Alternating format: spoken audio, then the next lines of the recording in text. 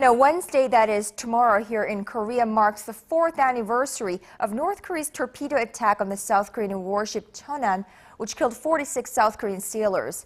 Seoul swiftly imposed tough sanctions on the North that proved to have quite an impact on the North Korean economy.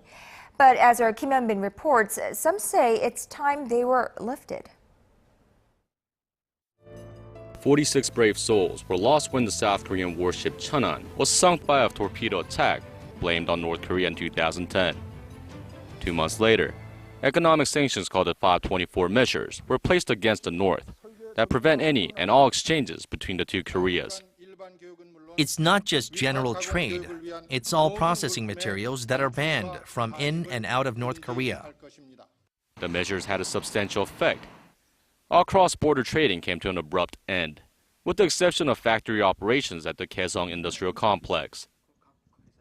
The amount of exports to South Korea dropped from an average of $41 million a month before the sanctions were put in place to $3.7 million a month afterward. To fill the gap, Pyongyang began relying more heavily on China and selling off more of its natural resources. While that has mitigated the effects of the 524 measures, it's had other effects on the North Korean economy. Natural resources are key strategic materials for the North, so it's worth noting that former leader Kim Jong-il banned exports of these products. Citing improving inter-Korean relations, some in the South are now calling for the 524 measures to be lifted. But the South Korea government says that won't happen until Pyongyang takes responsibility for past actions.